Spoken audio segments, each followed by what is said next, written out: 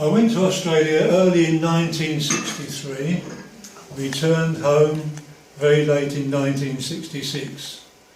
Whilst I was there, I stayed in 5 key locations, and one of them was Townsville. Townsville is the capital city of North Queensland, situated on the east coast.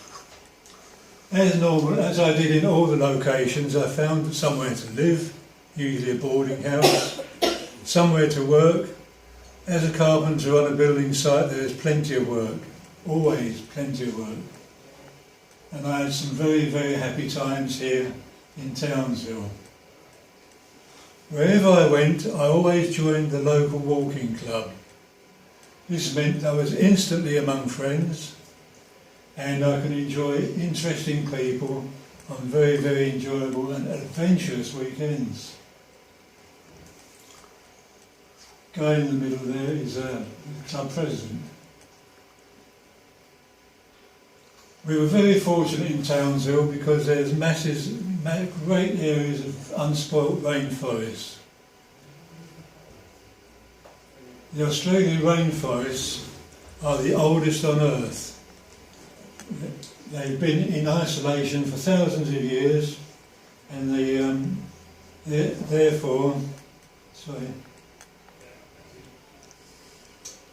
evolved in isolation for thousands of years, and much of what you see in rainforests don't occur elsewhere.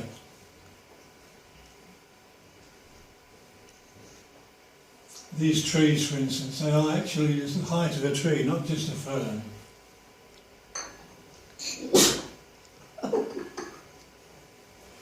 We were the proud owners of a dugout canoe.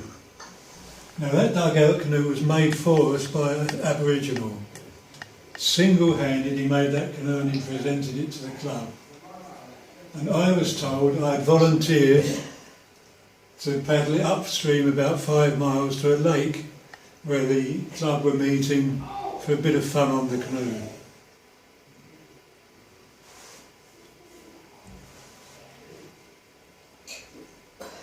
I won't bore you with shots of emus and kangaroos and stuff like that, but we did have some close contact with some snakes. There's a chap with us who insisted you could handle a snake safely, providing you were gentle with them. So some of us had a go. It wasn't until after we'd handled them I said to this guy, of course I suppose these are not poisonous.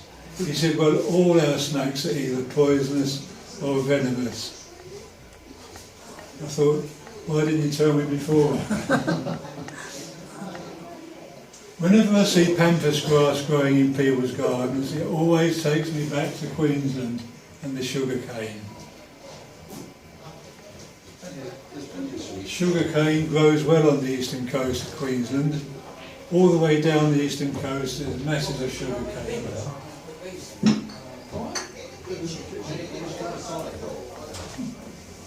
Sugar is a major industry for Queensland, and in fact Queensland is one of the main producing areas in the world for sugar. Now this is the traditional idea of how people have been cutting cane. A very, very physical job done by brutal men. A very hard lifestyle, but fortunately things have changed. Some of you may have seen the film Summer of the 17th Doll, which was about the itinerant workers that cut the cane.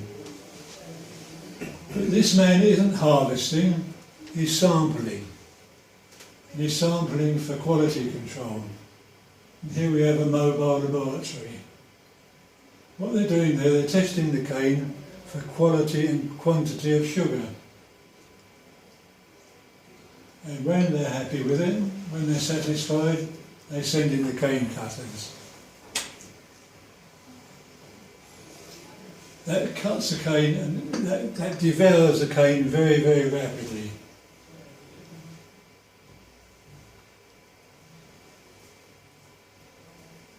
Vast quantities cut very, very quickly. There's a railway system throughout the cane fields, and this system takes the cane into the actual sugar factory. That's the predecessor of the diesel engine we just saw. It's lovingly kept in working order.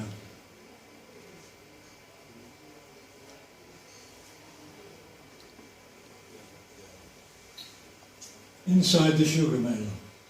This is where the sugar cane is soaked and crushed and soaked and crushed until every vestige of sugar is removed from it.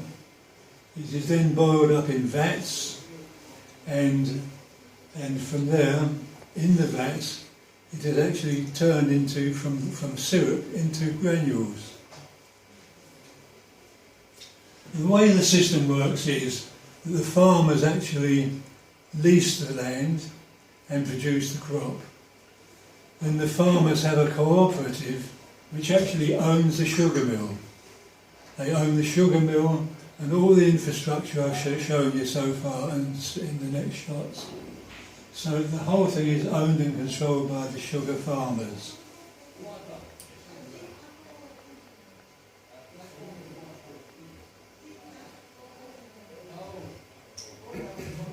The sugar, once the sugar is boiled in the vats and converted into granules, it's taken by conveyor belt to the sugar storage sheds. Now these sheds are huge. They're vast, they're like great aircraft hangars. At the time I was there was when Castro had seized control of Cuba, and Cuba was a major sugar producing country.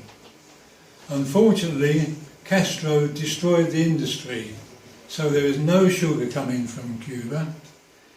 Short supply on world markets, prices rocketed, and the farmers decided they would expand and make best use of this lucrative market.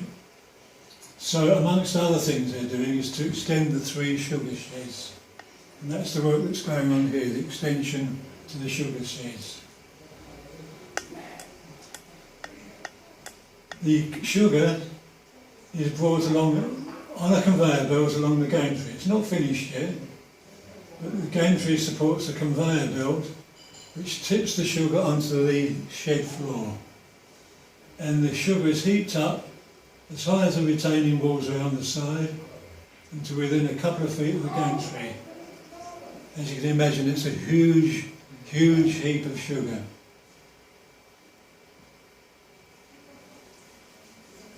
There's trapdoors in the sugar shed.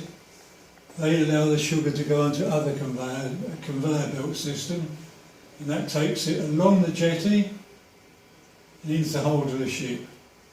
That ship came empty, and when it leaves it will be crammed full of sugar.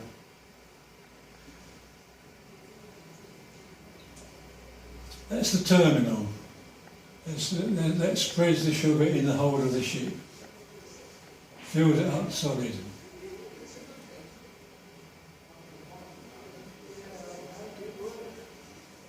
"200 miles north of Townsville there's a town called Cairns. You may well have heard of it. It's a very, very popular tourist resort.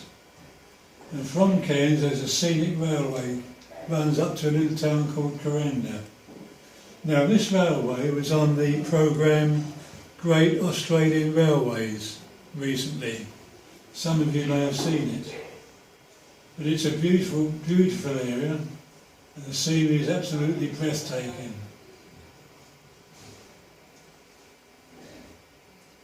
From Kuranda, you can go out onto the Atherton tableland. Now the Atherton tableland is a very high plateau right up on the mountains, and the actual area of this place is vast, it's huge. And because it's so high up, it's cool. So we've got a temperate climate in the tropics. And in that temperate climate it supports a dairy industry. And this dairy industry is very, very successful. Supplies milk to various towns. One of the places they send milk to is Mount Isa. So the people of Mount Isa receive fresh milk from here every day. Mount Isa to the Atherton tableland is something like 700 miles. So it's the longest milk run in the world, and I don't quite know how they do it. I never did find out.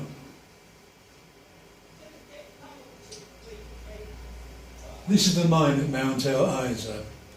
I think it's possibly the largest man-made hole on Earth. They're mining there for copper, zinc and tin. And there's the smelters. They're just smelting down the ore into rough metals for sending away for sale, for export. Now the purpose of me going to Mount Isa is to join a coach tour. The coach tour started in Sydney, and its first leg is to go up to Darwin. And Mount Isa was the closest place it was to get to Townsville. Now a lot of people say I've taken this photo just to show a few bottoms. It's not quite the case. I've shown it because they're just getting ready to leave now. They had lunch here at Mount Isa, and they're getting ready to move off to go up to Darwin. And so we're ready to go. And this is the kind of country we're heading out into. This vast, vast open area. I always think of an Aussie song when I was in country like that.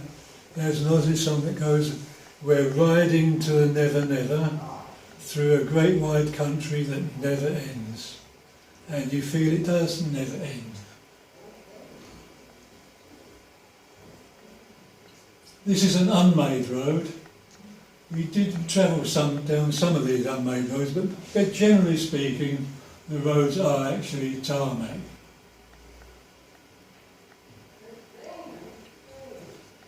Unfortunately, the coach sometimes lost traction, so we had to give it a helping hand.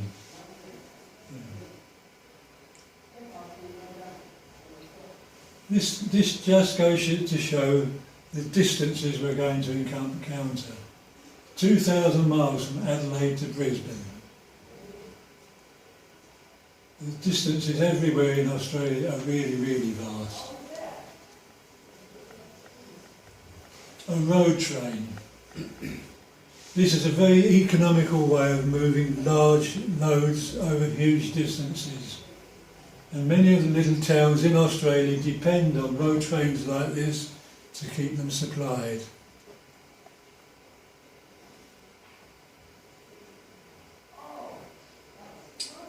Termite now. I've just shown one here, but there's dozens of them within the area. You can see there's dozens of these. They're incredible. Now there's a story going round. I'm not quite sure it's a true story, but the story is that who was it now? Before Stafford. Who was the first Labour Prime Minister? Anyway, the first Labour Prime Minister after the war, he assigned his housing minister to find some way of providing masses of cheap housing, high density, in areas where there's very little land available. He was completely stumped. It was an impossible task. But he came to Australia and saw the termite mounds and thought, that's the way to do it.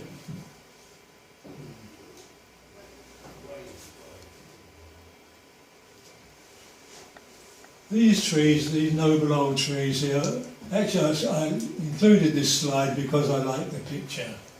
But these trees are very, very ancient, they're very slow growing, and they're hundreds of years old. In fact, they were probably saplings when Oliver Cromwell was a boy. And they are quite near to Alice Springs.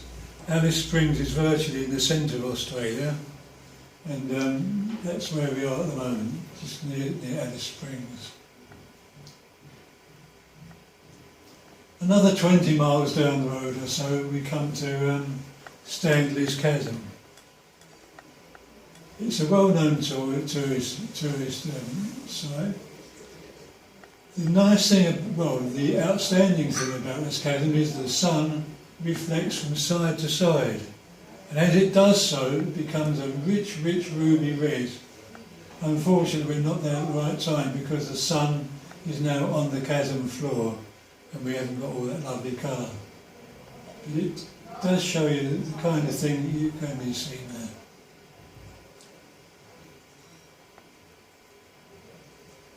This is the Olgas, about 200 miles from Alice Springs. We come to the Olgas. They are absolutely fascinating. They're the remains of a once mighty mountain range. I could never believe that a mountain range could be worn down by wind and snow and rain. But actually this happens in many parts of the world.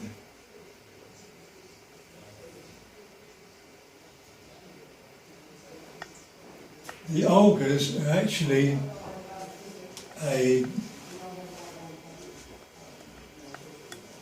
the Olga is actually a sacred place to the Aborigines, and our driver had a bit of a nerve to park there because they would have been very affronted had they seen it.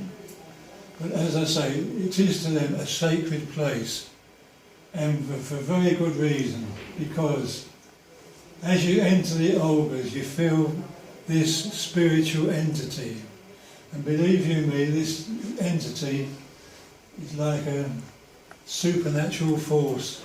Seems to emanate from the rocks, fill the space, and it envelops you for the whole of the time you're within the Olgas.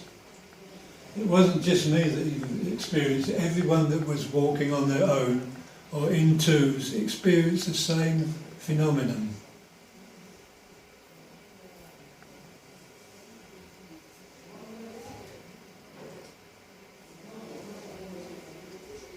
Quite near the Olgas there's a little Aboriginal settlement, and they turn out in force to greet you. They like to ply their wares, and what their wares are is wood carvings mainly, boomerangs and lizards. They sell you these boomerangs and lizards just for $2 each. I'm sure you all can remember $2. Everything they sold was $2. If you wanted to take a photo of them, that was also $2. So therefore, you could buy a boomerang which cost them 3 days of labour to make for $2, or a photograph which is 2 seconds or so for $2. But to them, $2 was $2. The head man of the village had a sack and it was full of $2 pieces. They're very friendly people. Now I wondered what the purpose of this photo was. Why did I take this photo? And I realised the chain tackle. The chain tackle can lift heavy loads. So therefore, this is being used to offload lorries. This therefore is an Aboriginal freight depot.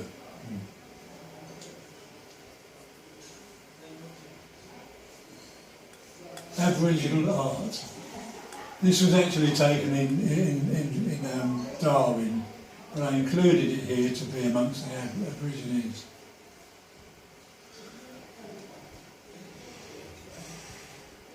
Salt flats. These salt flats are vast. The salt flats are dead level, absolutely smooth, and absolutely smooth and level. For that reason, they are often used for land speed records. I believe these salt flats are formed by underground water. They generally are in areas of land which is depressed below the terrain, so therefore the underground water occasionally wells up from underground and floods the area, and as it dries out, of course, it leaves the salt behind. And the underground water is full of salt. So every so often there's another layer of salt added to it.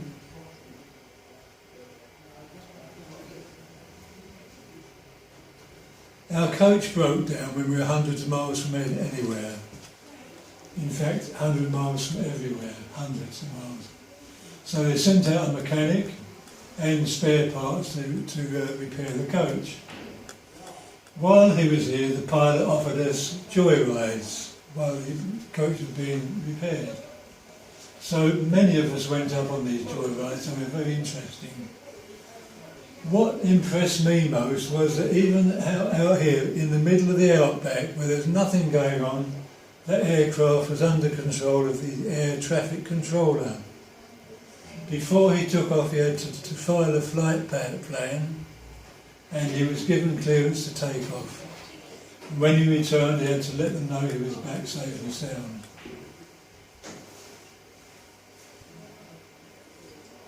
That's a view from the aeroplane, and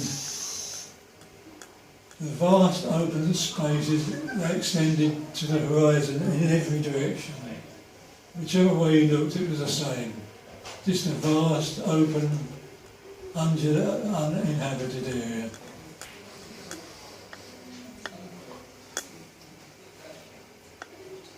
Although Australia is a parched country, there's masses of water underground. This is a common sight, a windmill pumping water. It's usually, you would always find it by a homestead, and it's common throughout Australia. Here we have a general store and a petrol filling station, and it is right out in the middle, completely isolated. There are no other buildings anywhere near it. So this could be seen really as a motorway service station.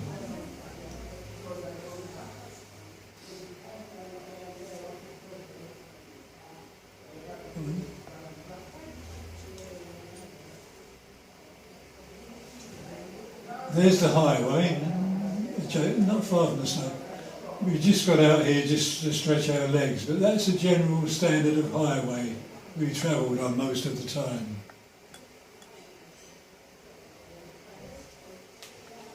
Catherine Gorge. It's a popular area, the Catherine Gorge, and we spent a very lovely afternoon on these little boats. The Catherine Gorge, believe it or not, runs for hundreds of miles through the desert, and it's always full of water. Where the water comes from, I don't know. So it's hundreds of miles of it, and it's what a lovely, lovely thing to visit.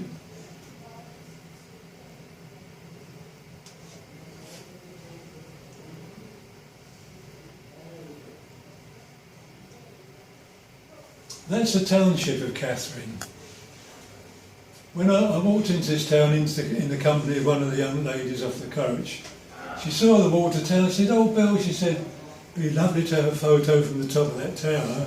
So off we went to get to the top of the tower. 10 foot off the ground she froze.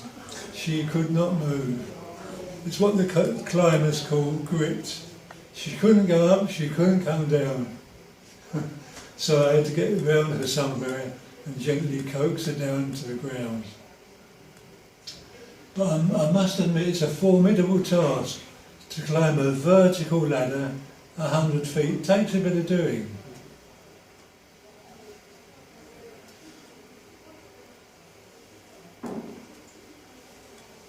Sheep. This is common throughout Australia, sheep rearing. I was just surprised that you've got so much sheep so far north.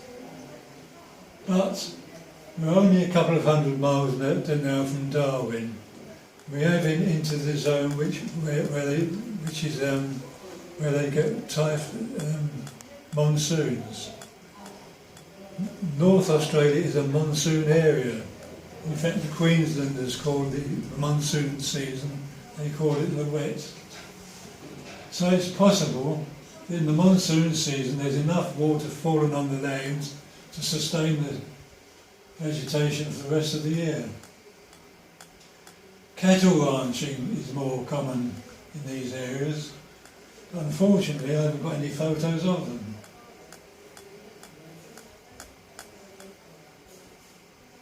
Just more sheep.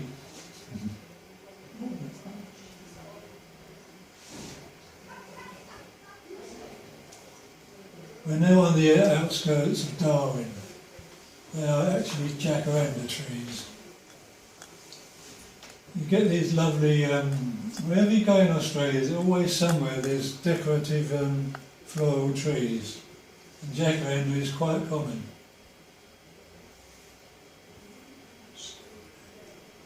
We're now actually entering Darwin itself, and it's the end of my talk. Darwin is a modern city, and it's the capital of the Northern Territory. Unfortunately, I've got no other photos to show you.